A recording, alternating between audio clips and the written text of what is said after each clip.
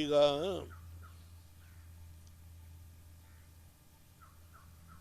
ಹಿಂದೆಂದೂ ನಡೆಯದ ಅಂದರೆ ಪ್ರವಾಸಿಗರ ಮೇಲೆ ಹೀನ ಕೃತ್ಯವನ್ನು ಎಸಗಿದ ಯಾರು ಟೆರರಿಸ್ಟ್ ಇದ್ದಾರೋ ಪಾಕಿಸ್ತಾನದಿಂದ ಪ್ರೇರಿತರಾಗಿ ಅವರನ್ನು ಸಂಪೂರ್ಣವಾಗಿ ಸದೆಬಡಿಯುವವರೆಗೆ ನಾನು ವಿಶ್ರಾಂತಿ ತೆಗೆದುಕೊಳ್ಳೋದಿಲ್ಲ. ನಮ್ಮ ದೇಶದ ಪ್ರಧಾನಮಂತ್ರಿ ಹೇಳಿ ಆರ್ಮಿಗೆ ಸಂಪೂರ್ಣವಾದ ಬೆಂಬಲ ಕೊಟ್ಟಿದ್ದಾರೆ, ಫ್ರೀಡಮ್ ಕೊಟ್ಟಿದ್ದಾರೆ. ಇದು ಮೊದಲನೇ ಬಾರಿ. ಅದರಿಂದ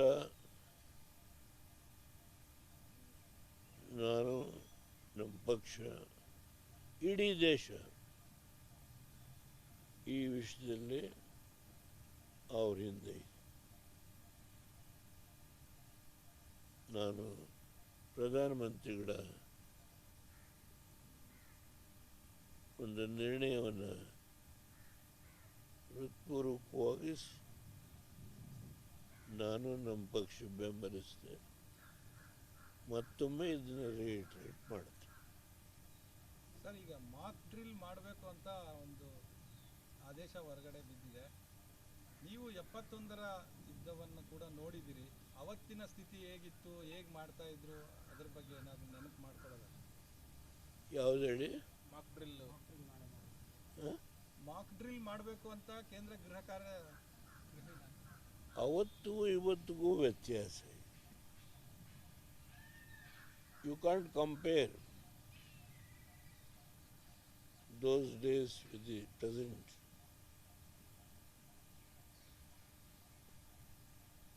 Situation.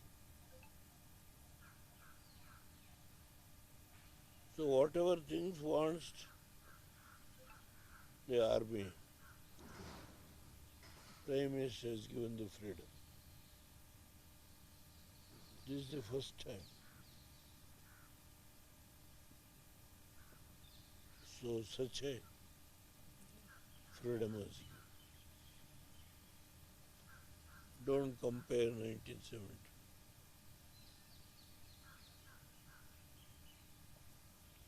At that time, what is today, I don't want to go in detail. Sir, ಅಂದು 1971ನಲ್ಲಿ ಫ್ರೀಡಮ್ ಕೊಟ್ಟಿರಲಿಲ್ಲ ಅಂತನಾ? ಅದು ಹೇಳಲಿಕ್ಕೆ ಹೋಗಲ್ಲ ನಾನು. ಅದ್ರ ಬಗ್ಗೆ ಚರ್ಚೆ ಮಾಡಿ. Jagjivan Ram prime chief minister ಅಂದವೆಲ್ಲ ವಿಷಯ ಗೊತ್ತಿದೆ ನನಗೆ. Jagjivan Ram defence minister, Indira Gandhi prime minister. ಆ ಕಾಲದಲ್ಲಿ ಏನೇನಾಯಿತು, ಪೂರ್ವ ಪಾಕಿಸ್ತಾನ, ಅದೆಲ್ಲ ಬೇಡ. ಈಗ ಸಿಚುವೇಶನ್ ಬೇರೆ. ಕಂಪೇರ್ ಮಾಡಿಬಿಡಿ ದಯಮಾಡಿ. ಸರ್, ಈಗ ಪಾಕಿಸ್ತಾನದ ವಿರುದ್ಧ ಭಾರತ ತೆಗೆದುಕೊಂಡಂತಹ ಎಲ್ಲಾ ನಿರ್ಧಾರಗಳಿಗೂ ತಮ್ಮ ಸಹಮತ ಇದೆಯಾ? ಯಾಕಂದ್ರೆ ಈಗ ಸಿಂಧೂ ನದಿಯ ವಿಚಾರಗಳು ಕೂಡ ಸಾಕಷ್ಟು ಚರ್ಚೆ ಆಗ್ತಾ ಇರ್ತಕ್ಕಂಥದ್ದು. ಹಾಗಾಗಿ ಎಲ್ಲಾ ನಿರ್ಧಾರಗಳಿಗೂ ತಮ್ಮ ಸಹಮತ ಇದೆಯಾ ಅಂತ ಹೇಳಿ. ಇದು ಹಿಂದೂ ಮುಸ್ಲಿಂ ಪ್ರಶ್ನೆ ಇಲ್ಲ. ಎಲ್ಲ ರಾಜಕೀಯ ಪಕ್ಷಗಳು ಒಕ್ಕೂರಲಿನ ಒಂದು ಮಾತನ್ನು ಹೇಳಿದ್ದಾರೆ. ನಾವು ಸರ್ಕಾರದ ಹಿಂದೆ ನಿಲ್ತು. ಇದರೊಳಗೆ ರಿಲಿಜನ್ನು, ಜಾತಿ ಪ್ರಶ್ನೆ ಉದ್ಭವ ಆಗಲ್ಲ. ಸರ್, ಈಗ ಎಲ್ಲ ಕಡೆ ಯುದ್ಧದ ಮಾತುಗಳು ಕೇಳಿ ಬರ್ತಾ ಇದ್ದಾವೆ. ಯುದ್ಧ ಯಾವಾಗಲೂ ಲಾಸ್ಟ್ ಆಪ್ಷನ್ ಅನ್ನೋಂಥದ್ದನ್ನು ನೋಡ್ತಾರೆ. ಈಗ ಆರಂಭದಲ್ಲಿ ಶತ್ರು ದೇಶಕ್ಕೆ ಪಾಠ ಕಲಿಸ್ಬೇಕು ನಿಜ, ಹಾಗಂತ ಯುದ್ಧವೇ ಎಲ್ಲದಕ್ಕೂ ಉತ್ತರನ? ಯುದ್ಧ ಮಾಡಲೇಬೇಕಾ? ಯಾವ ಸಂದರ್ಭದಲ್ಲಿ ಏನು ನಿರ್ಣಯ ತಗೋಬೇಕು, ಈ ಫ್ರೀಡಮನ್ನು ಆರ್ಮಿಗೆ ಕೊಟ್ಟಿದ್ದಾರೆ. ಅವರ ವಿವೇಚನೆ ಹಿನ್ನೆಲೆಯಲ್ಲಿ what the steps they want to take, that freedom is given.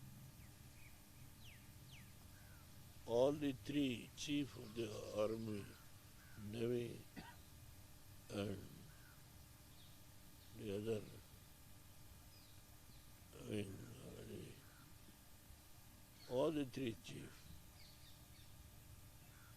were collectively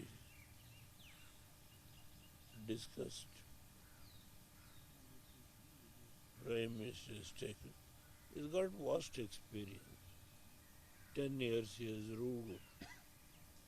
Now the third attempt, he is ruling the nation.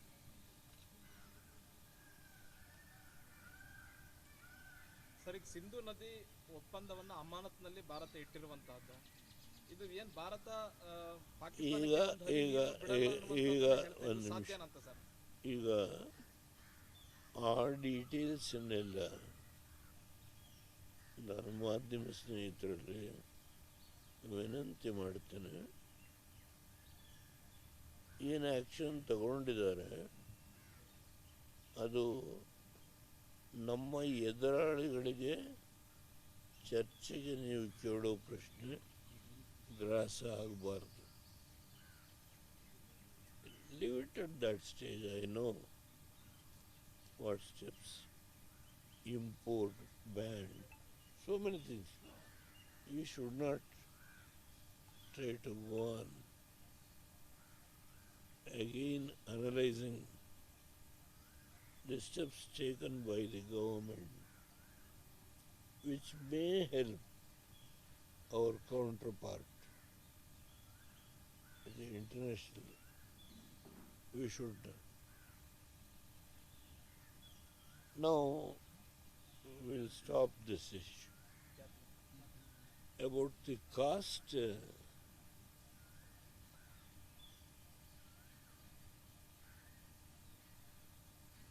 the reservation, internal reservation was an issue which has taken its turn.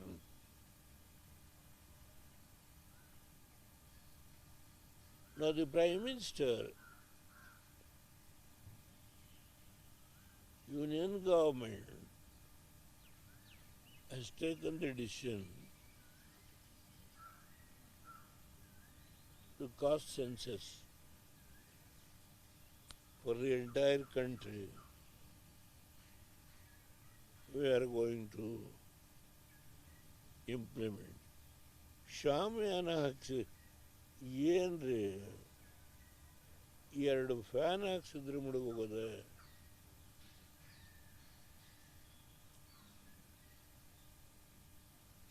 Sir, caste census ಹೇಳ್ತಾ ಇದೆ. ಒಂದು ನಿಮಿಷ.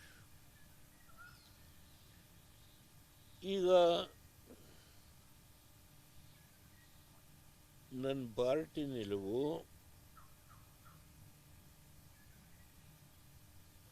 ಕುಮಾರಸ್ವಾಮಿ ಅವರು, ನಿಖಿಲ್ ಕುಮಾರಸ್ವಾಮಿ ಅವರು ನಮ್ಮ ಪಕ್ಷದ ಶಾಸಕರು ಸೇರಿದಂತೆ ನಮ್ಮ ಪಾರ್ಟಿ ನಿಲುವನ್ನು ನಾವು ಹೇಳಿ ಕೇಂದ್ರ ಸರ್ಕಾರ ಈ ವಿಷಯದಲ್ಲಿ ಏನು ತೀರ್ಮಾನ ಮಾಡಿದ್ದಾರೆ ಅದಕ್ಕೆ ನಾವು ಸಂಪೂರ್ಣವಾಗಿ ಬೆಂಬಲ ಕೊಡ್ತೀವಿ ಅಂತ ಹೇಳಿದ್ದೇವೆ.